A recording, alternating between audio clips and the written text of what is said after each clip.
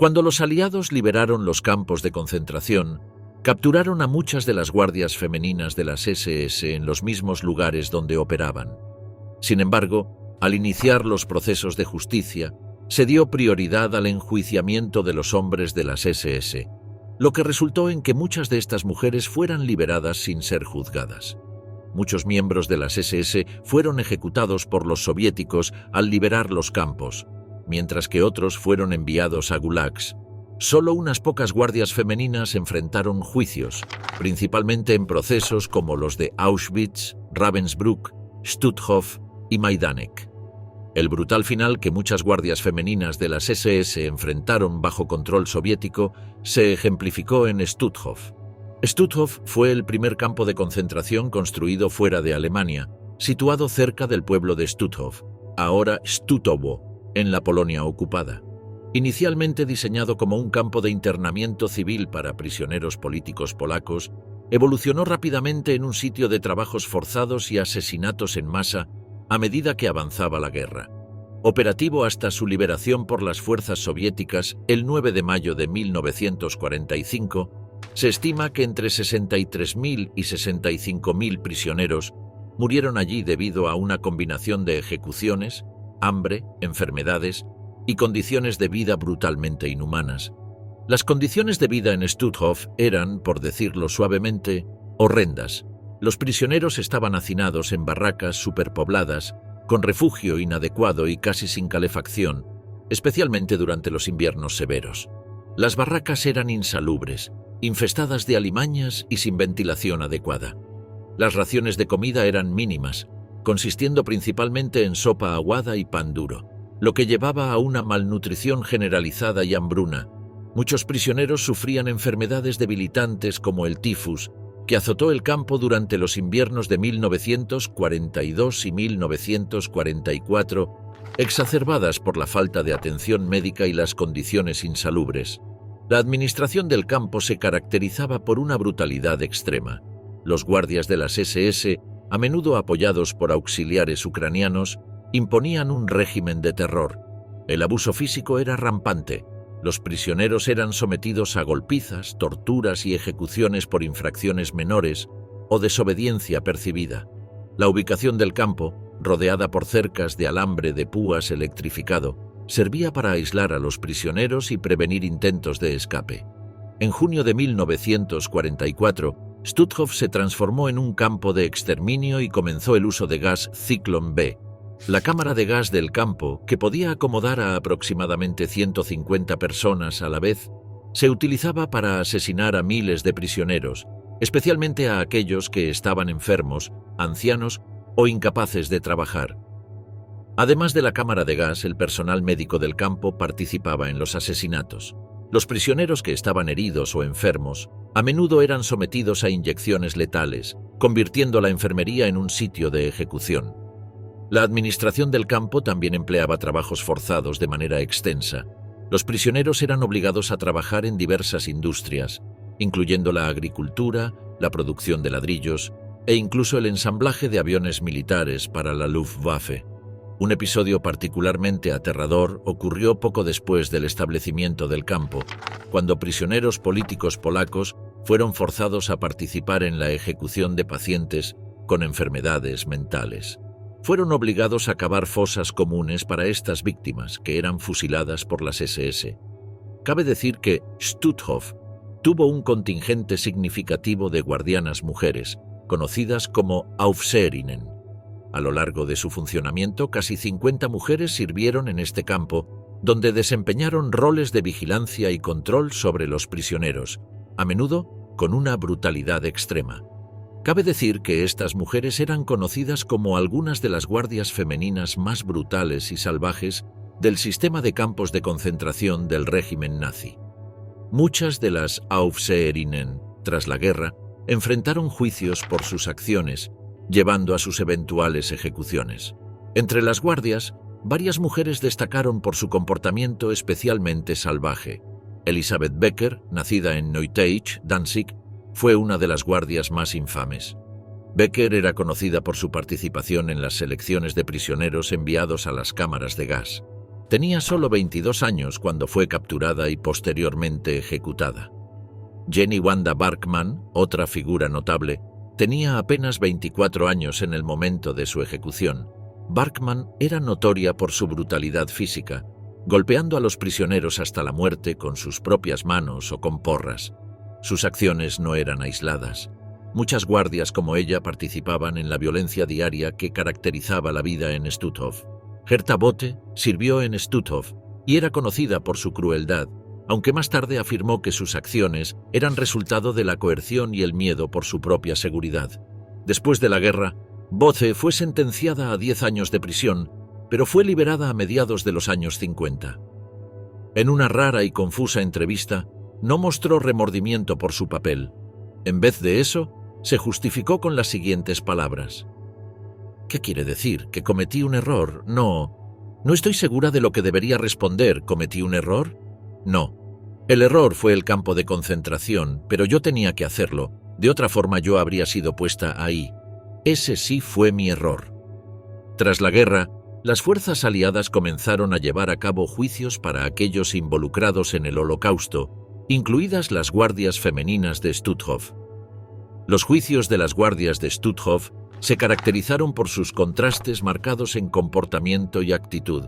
En el primer juicio, 6 mujeres fueron acusadas de ser supervisoras en el campo. Unas mostraron una sorprendente falta de remordimiento durante sus juicios. Algunas, como Becker, mantuvieron una postura desafiante, mientras que otras, como Barkman, mostraron signos de nerviosismo sin que reconocieran la gravedad de sus crímenes. Otras, en cambio, parecían despreocupadas, riendo y coqueteando con los guardias masculinos. La acusación presentó pruebas de la brutalidad y los asesinatos generalizados que ocurrieron dentro del campo, incluyendo testimonios de supervivientes que describieron el trato despiadado de las guardias. 5 de las mujeres fueron condenadas a muerte: Jenny Wanda Barkman, Elizabeth Becker, Gerda Steinhoff, Wanda Klaff y Ewa Paradis. El 4 de julio de 1946, en una colina en Gdansk, se llevó a cabo la ejecución de estas y otros guardias masculinos ante una multitud de 200.000 personas.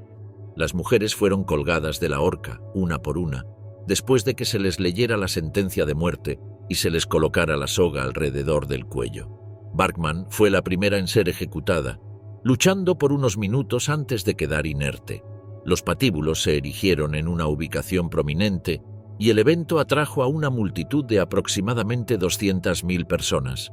La naturaleza pública de estas ejecuciones tenía la intención de servir como una advertencia para otros que pudieran considerar participar en atrocidades similares. Sin embargo, no todas las guardias de Stutthof pasaron por la horca. Unas lograron escapar y pasaron al anonimato, sin que se tenga rastro de ellas. Y otras, como Irmgard Furchner, siguen siendo procesadas por sus crímenes de guerra. Esta señora, a sus 99 años de edad, fue condenada en diciembre de 2022 por complicidad en la muerte de más de 10.500 personas, mientras trabajaba como secretaria en el campo de concentración nazi de Stutthof durante la Segunda Guerra Mundial. A pesar de su estatus de trabajadora civil, el tribunal alemán determinó que Furchner estaba plenamente consciente de las atrocidades cometidas en Stutthof. Sentenciada a 2 años de prisión suspendida, su juicio, que duró más de 40 días, podría ser el último de su tipo relacionado con la era nazi. Sangre y música. La sádica Mandl y su orquesta de Auschwitz. Maria Mandl, una austríaca SS Helferin, fue infame por su papel como guardiana en los campos de concentración nazis, especialmente en Auschwitz-Birkenau y Ravensbrück. Comenzó su implicación en el sistema de campos de concentración poco después del Anschluss en 1938, cuando se unió a las SS y fue asignada a varios campos. Su primera posición fue en el campo de concentración de Lichtenburg, uno de los primeros campos nazis, donde empezó su labor como supervisora femenina. En abril de 1942, Mandl fue nombrada supervisora principal de los campos femeninos en Auschwitz-Birkenau, teniendo una autoridad significativa sobre la administración y el trato de las prisioneras. Su posición le permitió influir directamente en el destino de miles de internas. Mandl era conocida por su comportamiento errático. Aunque a veces mostraba favoritismo hacia algunas prisioneras, podía volverse cruel rápidamente, enviándolas a las cámaras de gas sin dudarlo. Durante las selecciones solía golpear a las prisioneras con un látigo y patearlas. Los informes indican que fue cómplice directa en la muerte de más de 500.000 individuos, supervisando personalmente el transporte de mujeres y niños a las cámaras de gas. Mandel también participó en los horribles experimentos pseudomédicos llevados a cabo por los médicos de las SS, incluyendo a Joseph Mengele. Estaba involucrada en la selección de mujeres para estos experimentos, que a menudo resultaban en un sufrimiento severo o la muerte para las víctimas. Bajo la administración de Mandel, las condiciones en los campos femeninos eran terribles. Las prisioneras enfrentaban un hacinamiento extremo, hambre y enfermedades rampantes. Las internas eran a menudo apiñadas en barracones sin comida ni sanidad adecuada, lo que conducía a altas tasas de mortalidad. Una sobreviviente relató cómo Mandel seleccionaba personalmente a las mujeres para su transporte a las cámaras de gas, sometiéndolas a días de privación sin comida ni agua antes de su ejecución. Además, Mandel era conocida por su participación en el burdel del campo, donde nombraba a prisioneras femeninas para servir. A pesar de su brutalidad, Mandel tenía un interés peculiar en la música. Estableció una orquesta femenina en Auschwitz que tocaba para la administración del campo y era un medio para ejercer control sobre las prisioneras. De hecho, una prisionera llamada Lucia Adelsberger afirmó que las mujeres que volvían del trabajo agotadas tenían que marchar al ritmo de la música. Se ordenaba que sonara música en todas las ocasiones, en los discursos de los comandantes de los campos, en los transportes y siempre que alguien era ahorcado. En noviembre de 1944, Mandel fue trasladada al subcampo de Mühldorf de Dachau. Fue establecido para proporcionar mano de obra para la producción de aviones militares. Sin embargo, con el colapso del régimen nazi en mayo de 1945, Mandel intentó huir a su pueblo natal de Mundskirchen, pero la traición vino de la mano de su propio padre, quien se negó a ayudarla. Buscó refugio con su hermana, pero no logró pasar desapercibida. El 10 de agosto de 1945, las tropas estadounidenses la arrestaron.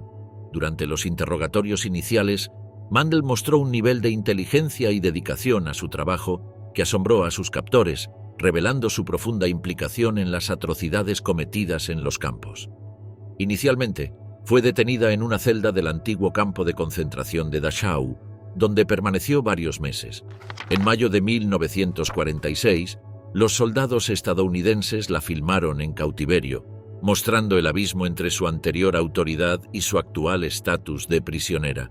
En noviembre de 1946 fue transferida a custodia polaca para enfrentar las consecuencias de sus acciones.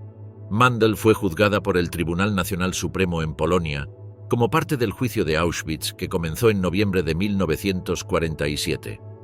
La Fiscalía presentó extensas pruebas del trato brutal de Mandel hacia las prisioneras, incluida su participación directa en el proceso de selección que decidía qué internas serían enviadas a las cámaras de gas.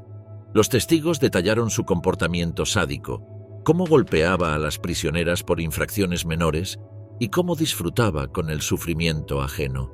Durante su tiempo en Auschwitz, Mandel contribuyó a la muerte de unas 500.000 mujeres y niños. La evidencia presentada durante el juicio pintó un retrato condenatorio de ella como una figura cruel e impenitente que se deleitaba en el poder y el control sobre la vida de sus víctimas. De hecho, la reclusa Elena Tirankievichova describió su rol en los siguientes términos: ¿por qué golpear y patear? Por la suciedad en los zapatos, por volver la cabeza, por limpiarte la nariz. Golpear en un paroxismo de furia le causó placer, y evidentemente era su forma de cultivar la belleza, porque después de cada ejecución se hizo más hermosa. Los ojos verdes le brillaban como estrellas, su rostro adquiría un color rosa e incluso el pelo de oro parecía brillar más. El juicio, seguido de cerca por la prensa internacional, atrajo una atención pública significativa. Los sobrevivientes del campo ofrecieron testimonios desgarradores sobre las condiciones que soportaron bajo la administración de Mandel. La Fiscalía argumentó que sus acciones constituían crímenes contra la humanidad, subrayando su papel en la exterminación sistemática y tortura de innumerables individuos. El 22 de diciembre de 1947, Maria Mandl fue hallada culpable de crímenes de guerra y crímenes contra la humanidad. El tribunal la condenó a muerte por ahorcamiento, una decisión que reflejaba la gravedad de sus delitos y el inmenso sufrimiento que había causado. La ejecución de Mandl, llevada a cabo el 24 de enero de 1948 a la edad de 36 años, marcó el final de su reinado de terror. Informes indican que enfrentó su ejecución con una dosis de desafío, manteniendo su creencia en sus acciones y sin mostrar remordimientos por el sufrimiento que había infligido. La perra de Belsen, la historia sádica de Irma Grese. Apodada la hiena de Auschwitz y la perra de Belsen, Irma Grese nació en Brechen, Alemania, y desde temprana edad parecía destinada al desastre. Tras el suicidio de su madre cuando ella tenía 9 años, Grese dejó la escuela a los 14 y se unió a la Liga de Muchachas Alemanas, una organización nazi para mujeres. En 1942, a los 19 años, Grese se ofreció como voluntaria para trabajar como guardia en el campo de concentración de Ravensbrück, especializándose desde entonces en ser el terror encarnado. En marzo de 1943, Grese fue transferida a Auschwitz-Birkenau, donde rápidamente ascendió a la segunda al mando entre el personal femenino del campo. Supervisaba entre 20.000 y 30.000 prisioneras en la sección C del campo. Aquí, Grese participaba en el proceso de selección, decidiendo qué nuevos llegados serían enviados directamente a las cámaras de gas. Grese era conocida por su crueldad extrema y comportamiento sádico. La doctora prisionera Gisela Perl la describió como la pervertida más depravada, cruel e imaginativa que jamás haya conocido. A pesar de su apariencia aparentemente angelical, Grese se deleitaba en torturar y abusar de prisioneras, especialmente mujeres. Su sadismo no conocía límites y disfrutaba particularmente de azotar los pechos de las mujeres y obligar al médico del campo a realizar cirugías sin anestesia, solo para verlas sufrir. En marzo de 1945, Grese fue transferida al campo de concentración de Bergen-Belsen, donde trabajó como guardiana hasta la liberación del campo por las tropas británicas. Bajo su administración, las ya horribles condiciones en Bergen-Belsen se deterioraron aún más, con enfermedades desenfrenadas, hambre y muerte a la orden del día. Grese no perdía la oportunidad de sembrar más terror. Permitía que sus perros atacaran a los prisioneros, los azotaba, disparaba y disfrutaba particularmente al ver sufrir a las mujeres. A pesar de su corta edad, las acciones de Grese contribuyeron a la muerte de incontables prisioneros en los campos donde sirvió. La caída de Irma comenzó con el colapso del régimen nazi y culminó en su captura, juicio y ejecución por crímenes de guerra.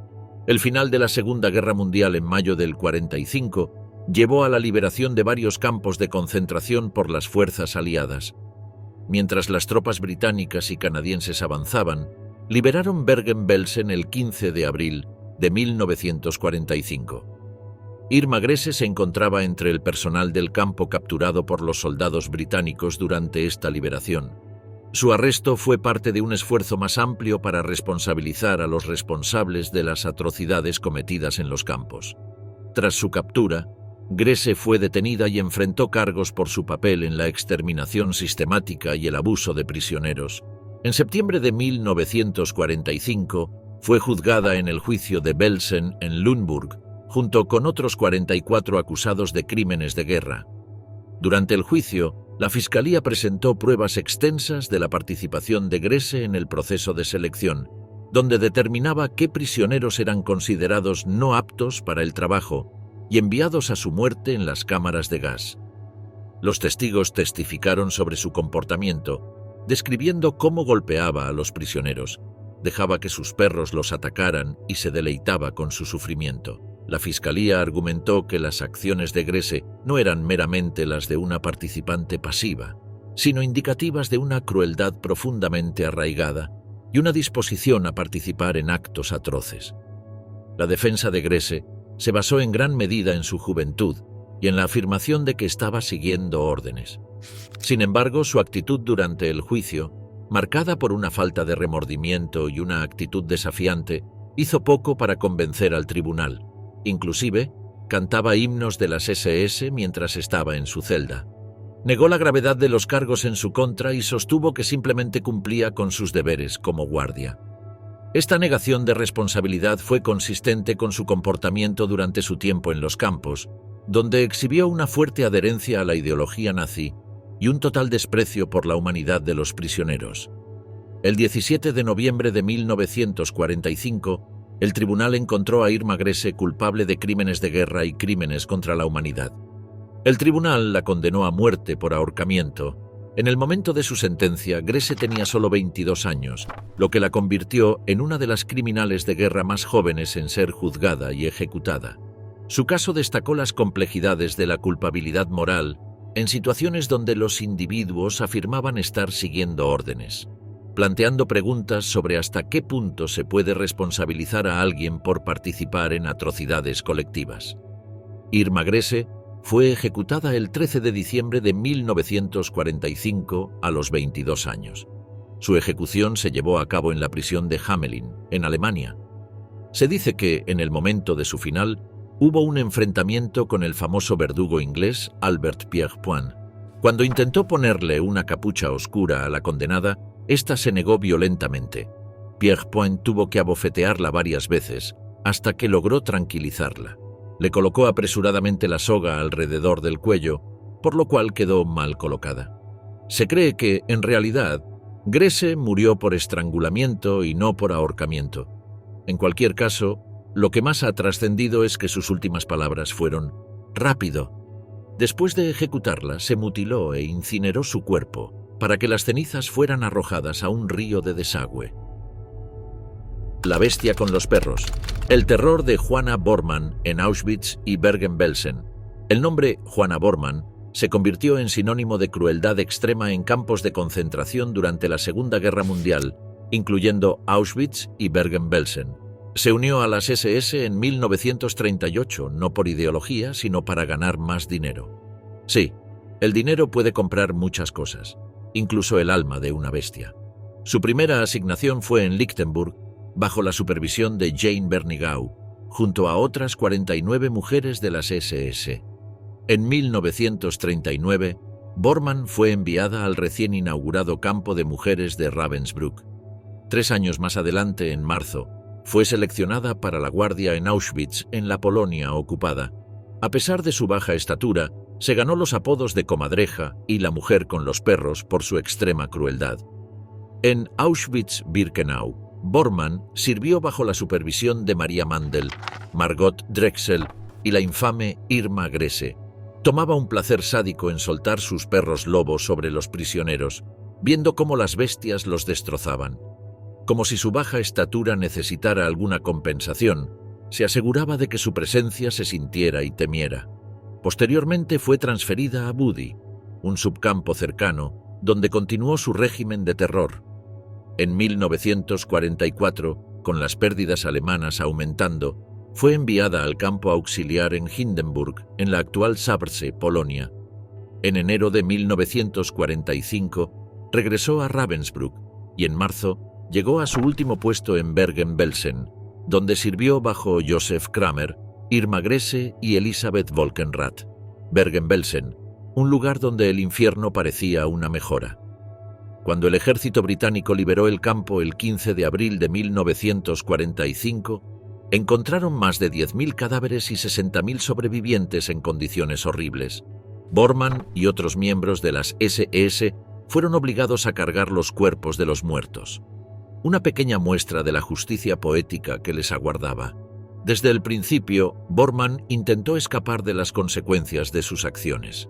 Sin embargo, fue capturada por las fuerzas británicas y puesta bajo custodia. Su caída del poder fue rápida. Pasó de ser una figura temida dentro de los campos de concentración a una prisionera enfrentando cargos por crímenes de guerra. En los procesos de Belsen, celebrados después de la guerra, la tenebrosa figura de Juana Bormann se erigió como un siniestro símbolo del sadismo nazi. Numerosos testigos, con la voz quebrada y los ojos hundidos de horror, dieron a conocer los crímenes de esta mujer. Se la acusó de colaborar alegremente en el proceso de selección de prisioneros para los experimentos sádicos del famoso Dr. Joseph Mengele. Bormann también participaba con entusiasmo en las elecciones junto al Dr. Fritz Klein, otro ser humano ejemplar responsable de decidir el destino de miles de prisioneros. Sin embargo, una de las acusaciones más inquietantes contra ella era su divertida práctica de soltar a sus perros contra los prisioneros. Surgieron numerosos relatos de cómo estos pobres animales atacaban brutalmente a los reclusos, ilustrando el miedo y el terror que Bormann infundía en quienes estaban bajo su encantador control. Pero no se quedó ahí. Bormann también golpeaba brutalmente a los prisioneros por los más variados y creativos motivos. Sobre esto, la reclusa Alexandra Sividowa manifestó: «La vi golpear a muchas prisioneras por llevar ropa buena. Ella ordenaba a las presas que se desnudaran y que hicieran ejercicios extenuantes. Cuando ya estaban demasiado cansadas para seguir, vi a Bormann golpearles en la cabeza, la espalda y todo el cuerpo, a veces con una porra de goma y otras veces con un palo de madera. Mientras estaban en el suelo, también las pateaba. Durante todo el juicio, ella se mantuvo desafiante, como si estuviera en una competencia para ver quién podía ser más insensible. Admitió con una sonrisa irónica haber golpeado a los prisioneros, pero solo para mantener el orden, claro. Sin embargo, negó vehementemente su participación en el proceso de selección y haber lanzado a sus perros contra los prisioneros. El tribunal no se dejó impresionar por su defensa de «solo seguía órdenes», ni por su negativa a aceptar la realidad. La evidencia, tan contundente como una bofetada en la cara, fue suficiente para condenarla. El 12 de diciembre de ese mismo año, Juana Bormann fue encontrada culpable de crímenes de guerra y crímenes contra la humanidad. El tribunal la sentenció a muerte por ahorcamiento. En su libro de memorias, el verdugo inglés Albert Pierrepoint la describió en estos términos: «Ella cojeaba por el pasillo con aspecto viejo y demacrado. Tenía 42 años, solo un poco más de 1,5 metros de altura. Temblaba cuando la pusieron en la báscula. En alemán dijo: «Tengo mis sentimientos». Juana Bormann fue ejecutada el 13 de diciembre de 1945 en Hamelin, Alemania. Su ejecución se llevó a cabo por ahorcamiento, un método comúnmente utilizado para los criminales de guerra en ese momento. La ejecución tuvo lugar solo un día después de su sentencia, reflejando la urgencia con la que las fuerzas aliadas buscaban abordar los crímenes cometidos durante la guerra. Buchenwald bajo los esposos. Koch, corrupción, brutalidad y caída. Karl Otto Koch e Ilse Koch, una pareja de joyitas del sistema de campos de concentración nazi, brillaron por su papel en la administración y trato brutal de los prisioneros. Karl Otto Koch fue comandante de varios campos de concentración, como Sachsenhausen y Buchenwald. Se unió a las SS en 1931 y ascendió rápidamente gracias a su despiadada eficiencia.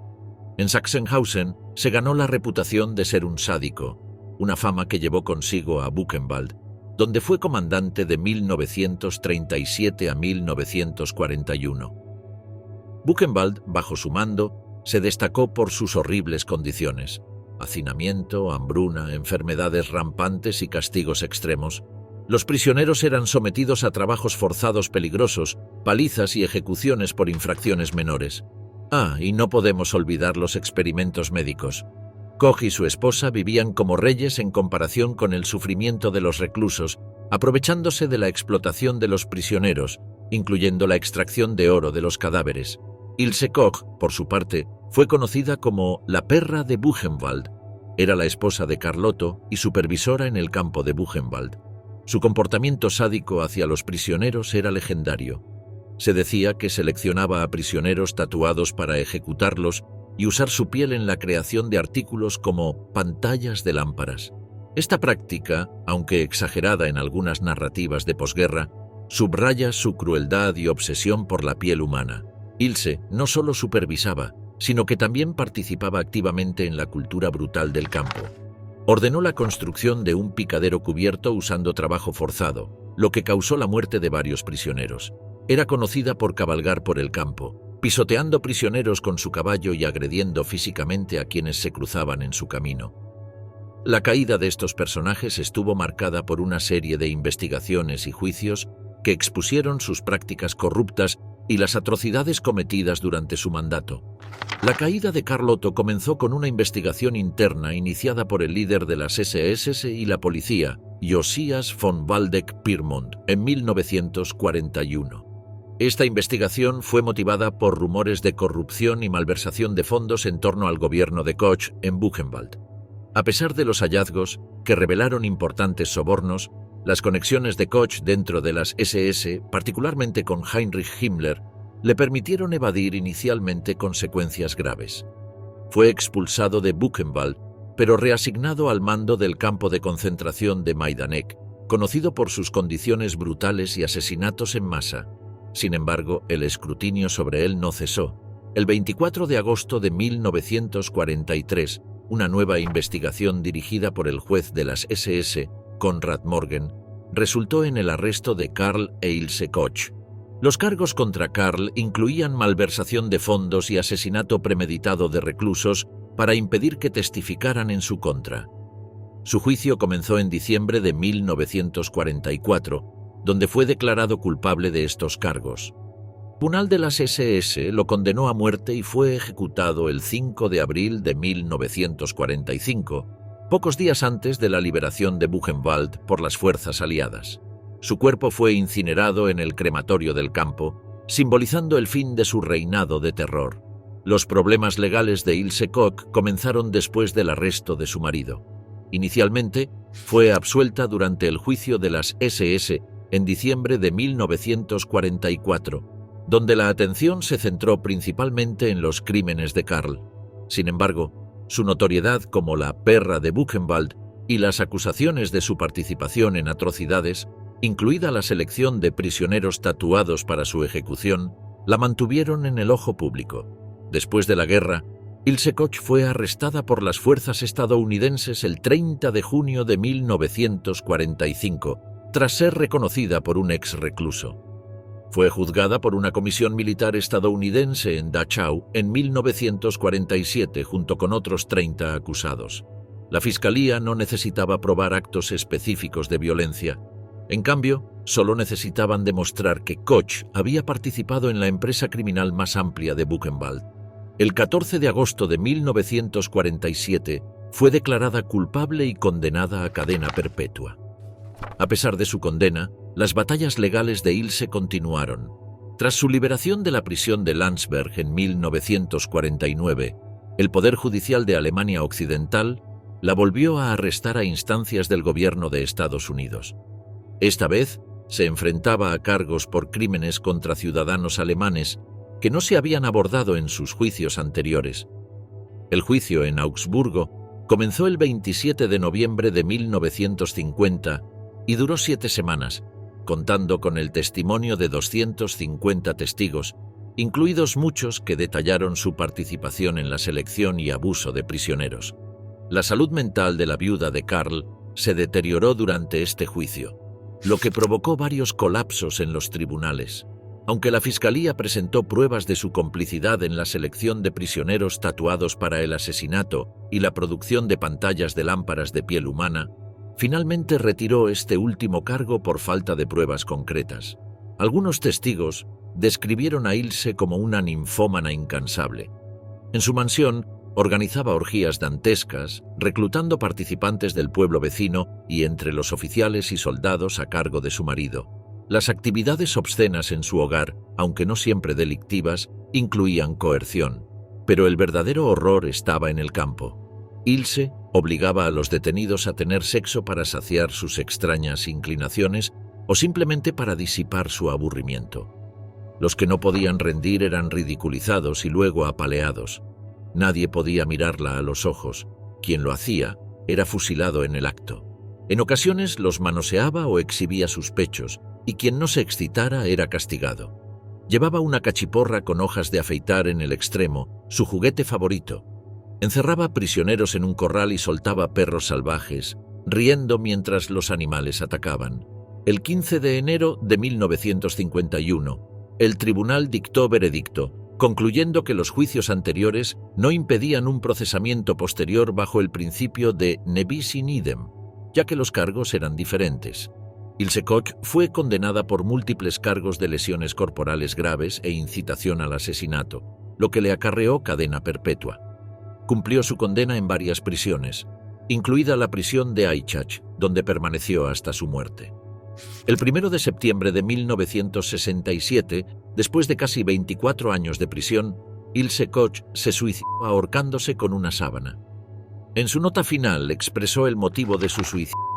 No hay otra salida para mí, la muerte es la única liberación. En el abrigo blanco de la muerte, la historia de Margot Drexel. Nacida el 17 de mayo de 1908, Drexel se destacó como guardia de los campos de concentración nazis durante la Segunda Guerra Mundial. Tras trabajar en una oficina en Berlín, Drexel comenzó su carrera en el sistema de campos de concentración cuando llegó a Ravensbrück el 31 de enero de 1941 para su entrenamiento. Inició como una guardia de menor rango y rápidamente ascendió a SS Rapportführerin bajo la supervisión de Johanna Langefeld. En Ravensbrück, Drexel supervisaba a las internas. El campo era notorio por sus condiciones inhumanas y el trato brutal hacia las prisioneras. A medida que ganaba experiencia, Drexel se hizo conocida por su crueldad y comportamiento opresivo. Su rol incluía hacer cumplir las reglas del campo, lo que a menudo implicaba castigos físicos e intimidación psicológica. El 27 de abril de 1942, Drexel fue transferida a Auschwitz II-Birkenau, en la Polonia ocupada, uno de los campos de exterminio más infames. Comenzó sus deberes en Birkenau en agosto de 1942, poco después de establecerse el campo de mujeres allí. Bajo el mando de Maria Mandl, Drexel se encargaba de gestionar todas las oficinas del campo y jugó un papel significativo en la administración del mismo. Drexel era conocida por su brutal trato a los prisioneros. Con frecuencia realizaba selecciones internas, decidiendo qué mujeres y niños serían enviados a trabajos forzados o a las cámaras de gas. Sus selecciones eran marcadas por una escalofriante eficiencia. Llegaba vistiendo un abrigo blanco y guantes, imitando a un profesional médico, lo que añadía terror psicológico a las prisioneras. Testigos la describían como una figura repulsiva, con una dentadura prominente y un comportamiento vulgar. Su presencia infundía miedo entre los prisioneros, ya que era conocida por llevar a cabo golpizas y otras formas de violencia. Sin embargo, la prisionera Juana Bormann señaló que, cuando no obedecían órdenes o lo que les había dicho que hicieran, entonces les golpeaba su cara o les daba un bofetón en sus orejas, pero nunca de una forma que les saltasen los dientes. Una cuenta particularmente desgarradora indicaba que Drexel ordenaba a los prisioneros desnudarse completamente, a menudo quitándoles los zapatos y forzándolos a permanecer desnudos durante periodos prolongados. El 1 de noviembre de 1944, Drexel fue nombrada Oberaufseherin en el campo de concentración de Flossenbürg, donde continuó supervisando el trato a los prisioneros. También asumió la responsabilidad de entrenar a nuevas guardias femeninas, perpetuando el ciclo de violencia y opresión dentro del sistema de campos de concentración nazi. Sin embargo, su reinado de terror no estaba destinado a durar para siempre. En los primeros meses de 1945, el régimen nazi se desmoronaba y la situación se volvía cada vez más precaria para el personal de las SS. En abril de ese año, mientras las fuerzas aliadas se acercaban a Ravensbrück, Drexel huyó de su campo, presa del pánico que invadía a muchos dentro del régimen nazi. La urgencia por escapar era palpable, mientras los soviéticos avanzaban rápidamente hacia Alemania.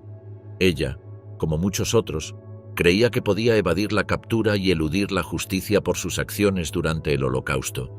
Pero la realidad era más dura de lo que Margot había anticipado. En mayo de 1945, apenas unas semanas después de su huida, fue reconocida por antiguos prisioneros mientras viajaba por una carretera de Pirna a Bautzen, en la zona ocupada por los soviéticos. Los sobrevivientes, que no habían olvidado los rostros de sus verdugos, tomaron cartas en el asunto, capturando a Drexel y entregándola a la policía militar soviética. El juicio de Drexel fue parte de un esfuerzo más amplio para hacer responsables a los criminales de guerra nazis por sus acciones durante el Holocausto.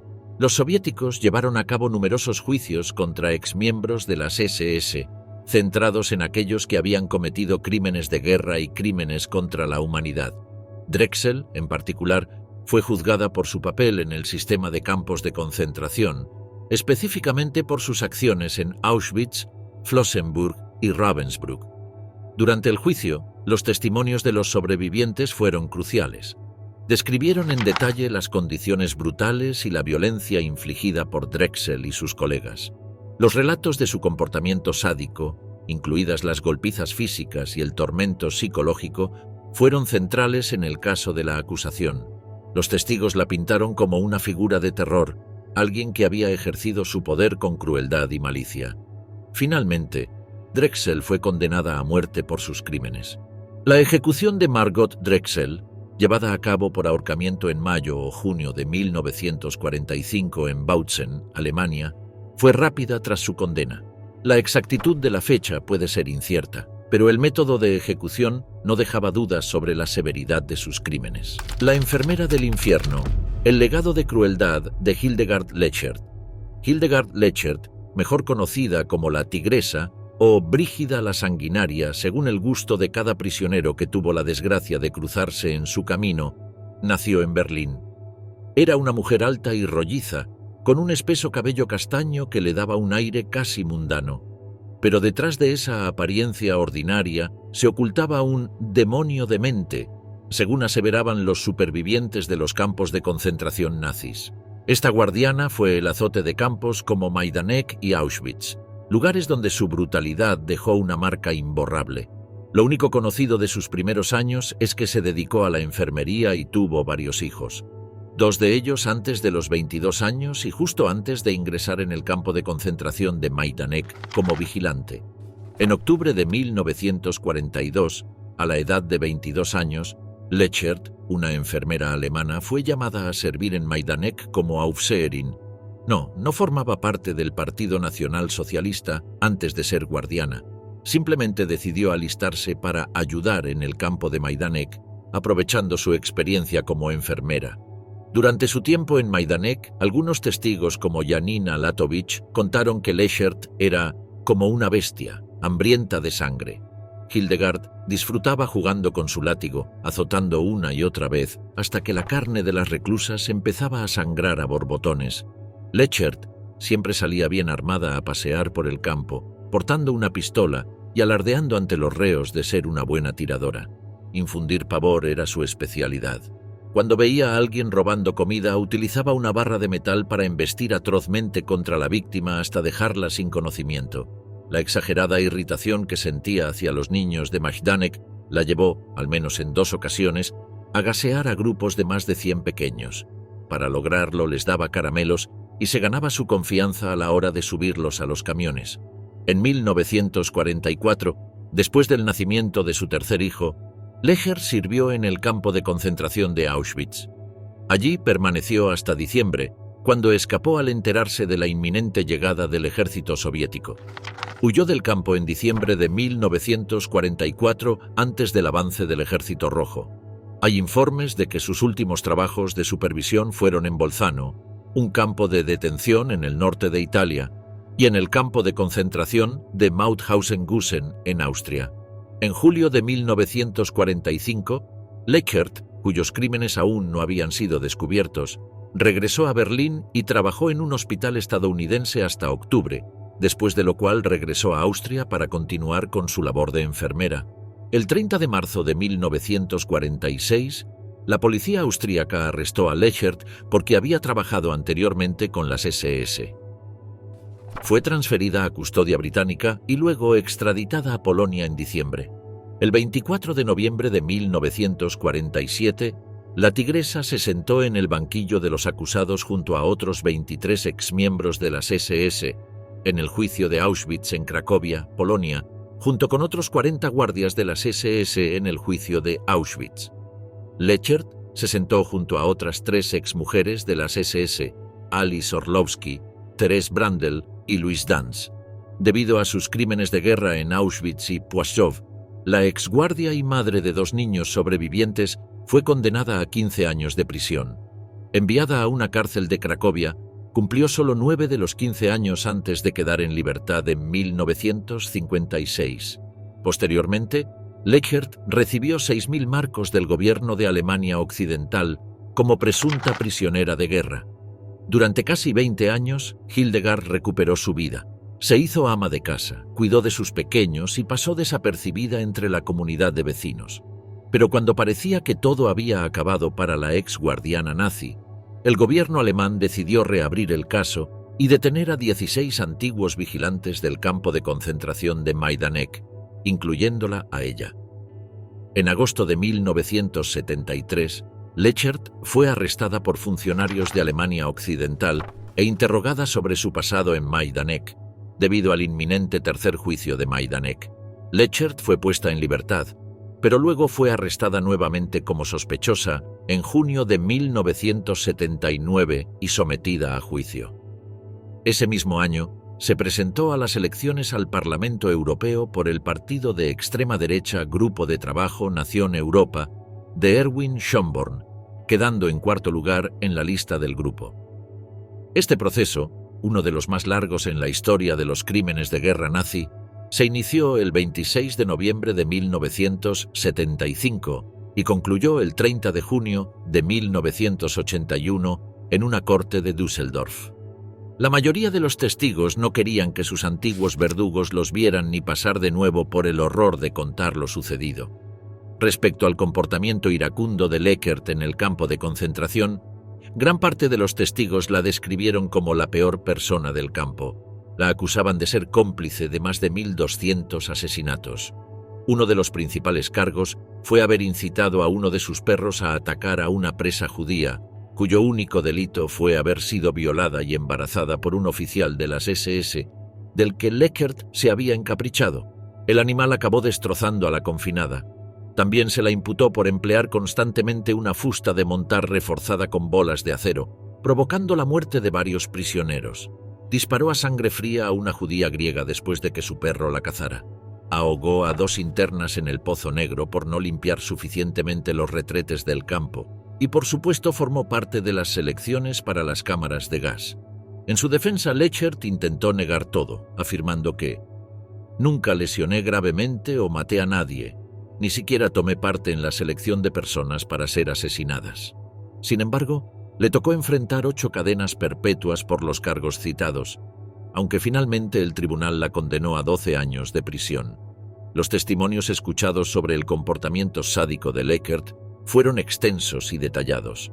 Hildegard Lechert fue puesta en libertad y pasó sus últimos años en Berlín, donde murió en 1995. Sin embargo, una investigación realizada por el semanario alemán Der Spiegel en 2016 reveló que tanto la CIA norteamericana como el Servicio Federal de Inteligencia alemán reclutaron a esta asesina como espía para luchar contra la Unión Soviética y los países socialistas. No fue la única guardia femenina nacionalsocialista en tener una vida después de la Segunda Guerra Mundial. Alice Orlowski, guardiana en Ravensbrück y Plaszow, murió en 1976 siendo perseguida. Solamente duró 10 años en prisión. Erna Wallisch, mejor conocida como la bruja de Hitler, se destacó en Ravensbrück y Majdanek. Tras el conflicto, se estableció en Viena, Austria, donde llevó una vida relativamente tranquila hasta su muerte en 2008, a la edad de 86 años. Se negaba a discutir su pasado con historiadores y otros interesados en sus acciones durante la guerra. Su vida postguerra estuvo marcada por la falta de repercusiones legales por su rol en el Holocausto. La camarera perdonada en vano, Brandl y la brutalidad en Auschwitz. En febrero de 1909, en el tranquilo pueblito bávaro de Staudach-Egerndach, nacía Therese Brandl, un ser que, a primera vista, no prometía nada más que la vida de una simple camarera. Pero el destino tenía otros planes. Un año después de la llegada de Hitler al poder, Brandl se unió al Frente Alemán del Trabajo, un movimiento que, bajo la máscara de defender los derechos de los trabajadores, solo buscaba consolidar el control del Estado nazi. La Segunda Guerra Mundial comenzó el 1 de septiembre de 1939 y al año siguiente, Therese Brandl se encontró en Ravensbrück. Allí, Brandl fue entrenada como guardia, aprendiendo de la mano de Maria Mandel, una de las supervisoras más crueles. Ravensbrück se convirtió en una especie de escuela de violencia donde Brandl y otras mujeres aprendían cómo torturar y explotar a los prisioneros. Esta educación moldeó a Brandl en una eficiente herramienta de opresión. Therese, como una alumna aplicada de la Escuela de la Crueldad, se destacó por su sadismo y eficiencia. La vida de los prisioneros en Ravensbrück no era más que una pesadilla encarnada, con Brandl encabezando la opresión con una precisión despiadada. Era conocida por su trato brutal. En verano entregaba ropa de invierno y en invierno ropa de verano. Las golpizas eran parte de su rutina diaria y su sadismo no tenía límites. En marzo de 1942, Brandl fue trasladada a Auschwitz, el campo de exterminio por excelencia. Inicialmente trabajó en la lavandería, pero pronto se destacó en la selección de prisioneros para las cámaras de gas, una tarea que se convirtió en su especialidad. Auschwitz era el escenario de uno de los peores horrores del Holocausto, y Brandl, con su frialdad y brutalidad, se convirtió en una figura central de ese terror. Participaba activamente en las selecciones semanales, eligiendo quién vivía y quién moría, mientras su sadismo no conocía límites. Las palizas y la tortura eran su manera de mantener el orden. Ella se deleitaba en atormentar a los prisioneros, como lo recuerda Andreas Larinchiakos, un niño de 9 años de Kles, Italia, quien narró cómo Brandl y Mandel los hacían permanecer de pie en la helada desde la 1 de la mañana hasta el mediodía solo porque un niño había sido contado erróneamente. La eficiencia de Brandl fue recompensada en el verano de 1943, cuando recibió una medalla del Reich por su buena conducta. Mientras tanto, Auschwitz era un lugar de muerte sistemática, con al menos 1.100.000 personas asesinadas entre 1940 y 1945. Pero el destino de Brandl cambiaría cuando el 27 de enero de 1945 el Ejército Rojo liberó Auschwitz. Brandl, en ese momento, ya se había trasladado a Mühldorf, un subcampo del campo de concentración de Dachau. Encontrándose allí, las condiciones eran igualmente atroces. El 27 de abril de 1945, Brandl se unió a los miles de prisioneros en una marcha de la muerte hacia el desolado paisaje bávaro, tratando de escapar de la justicia que sabía que inevitablemente la alcanzaría. Su escape, sin embargo, no fue más que una breve pausa en su destino final. El 29 de agosto fue arrestada por el ejército estadounidense en las montañas bávaras. Therese Brandl fue enviada a un campo de detención para esperar interrogatorios y eventualmente fue entregada a las autoridades polacas. Junto con otros miembros del personal de Auschwitz, Brandl pasó semanas en la prisión de Montelupich, en Cracovia, a la espera del veredicto del Tribunal Supremo Nacional de Polonia. En prisión, Brandl compartió celda con Maria Mandel, la infame bestia de Auschwitz, y con Stanisława Rachwałowa, una sobreviviente polaca que había estado bajo la administración de Mandel. En un momento incómodo para las partes, Rachwałowa fue convocada a tomar un baño con Brandl y Mandel. En medio de la desesperación y el miedo, Rachwałowa vio cómo Brandl, alguna vez brutal y despiadada, se postraba en el suelo, llorando mientras pedía perdón. Rachwałowa, movida por la compasión y a pesar de las oscuras experiencias, aceptó el perdón, aunque ese perdón no iba a cambiar el destino de Brandl. El 22 de diciembre de 1947, el Tribunal Supremo Nacional Polaco condenó a Therese Brandl a muerte por ahorcamiento. El 24 de enero de 1948, a pocos días de cumplir los 46 años, Brandl fue ejecutada. En su muerte no hubo lágrimas, ni conmoción, ni remordimientos, solo el silencio de una vida que había terminado de la misma manera cruel en que ella había hecho terminar tantas otras. Vejaciones en femenino. La crueldad desatada en Ravensbrück. En mayo de 1939, Ravensbrück abrió sus puertas infernales a 500 prisioneras, principalmente opositoras políticas y testigos de Jehová. Era solo el comienzo de una espiral descendente de horror. Para abril de 1941, el campo se expandió para incluir prisioneros hombres, reflejando la creciente represión y diversificación de sus víctimas. Ubicado a 90 kilómetros al norte de Berlín, Ravensbrück llegó a albergar a alrededor de 132.000 mujeres y niños, 20.000 hombres y 1.000 adolescentes durante su oscuro funcionamiento entre 1939 y 1945. Era sin lugar a dudas el mayor campo de concentración femenino del Tercer Reich. Las condiciones en Ravensbrück eran atroces, inhumanas. Las prisioneras vivían en una constante lucha por la supervivencia, enfrentando jornadas de trabajo extenuantes de hasta 16 horas. El campo no fue solo un lugar de trabajo forzado, fue un laboratorio de sufrimiento. Las prisioneras eran obligadas a realizar trabajos agotadores en condiciones inhumanas, lo que llevó a un alto índice de mortalidad. La higiene era un lujo inexistente, y la violencia brutal de las guardianas de las SS, quienes veían a las prisioneras como meros números, no personas, era una realidad cotidiana. El hacinamiento en los barracones, las deplorables condiciones sanitarias y las epidemias que se desataron, especialmente en enero de 1945, formaban parte del paisaje diario. Desde el momento de su llegada, las mujeres eran despojadas de toda dignidad. Los exámenes ginecológicos forzados eran solo el inicio de una serie de vejaciones específicas por su género. Ravensbrück también albergaba un burdel donde las prisioneras eran violadas y obligadas a prostituirse. Las cámaras de gas, implementadas más tarde, sellaron el destino de muchas. Unas 50.000 murieron debido a las duras condiciones y 2.200 fueron asesinadas directamente en estos macabros dispositivos. A partir de 1942, comenzaron los experimentos médicos inhumanos. Las prisioneras, conocidas como las conejas, fueron sometidas a amputaciones y a infecciones deliberadas de heridas con bacterias para probar tratamientos. Estas atrocidades causaron un sufrimiento indescriptible y la muerte de muchas. En enero de 1945, las condiciones dentro del campo se deterioraron aún más. El hacinamiento extremo y los brotes de enfermedades convirtieron Ravensbrück en un infierno viviente.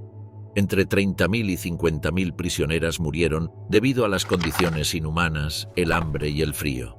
El 30 de abril de 1945, el Ejército Rojo liberó el campo, pero lo que encontraron fue un reflejo de la desolación absoluta. Cerca de 2.000 enfermos abandonados a su suerte. La liberación, por parte del ejército soviético, solo reveló la magnitud de las atrocidades cometidas. El sufrimiento no terminó con la liberación. Muchas supervivientes murieron semanas, meses o años después, cargando las secuelas de su cautiverio durante décadas. Dorothea Binz, nacida el 16 de marzo de 1920, fue una de las guardianas más infames del campo. Se unió a las SS y comenzó su carrera en Ravensbrück en 1939. Su sadismo la convirtió en una figura temida, responsable de torturas físicas y ejecuciones. Disfrutaba infligiendo dolor, golpeando con látigos y objetos contundentes, y en ocasiones descuartizando a las prisioneras con un hacha. Supervisaba ejecuciones y castigos extremos en el búnker del campo. Erika Bergman, otra guardiana, comenzó su servicio en Ravensbrück en 1943. Su carrera estuvo marcada por la brutalidad, participando activamente en la tortura y maltrato de prisioneras. Bajo su supervisión, las mujeres enfrentaron desnutrición, enfermedades y trabajos forzados extremos. Su legado es una prueba del papel activo de las mujeres en la maquinaria de terror nazi.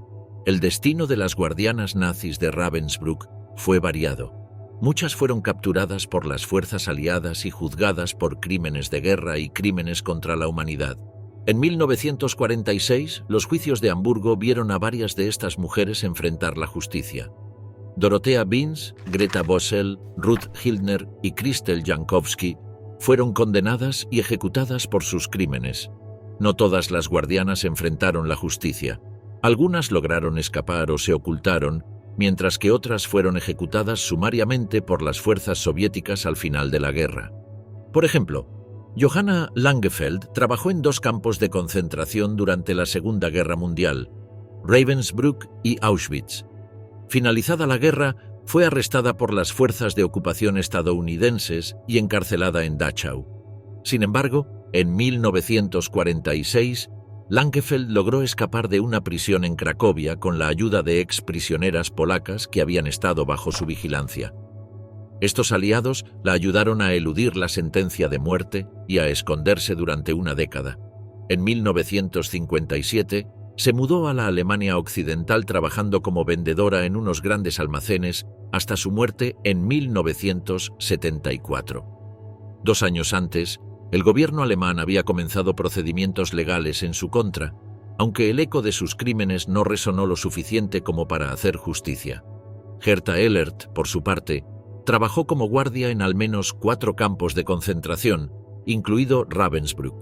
En abril de 1945, después de la liberación de Bergen-Belsen por las fuerzas británicas, Ehlert fue arrestada. Fue sometida al juicio de Belsen de 1945, donde fue condenada a 15 años de prisión por su papel en las atrocidades. Sin embargo, 6 años más adelante, salió de prisión, comenzando una nueva vida bajo el seudónimo de Herta Naumann.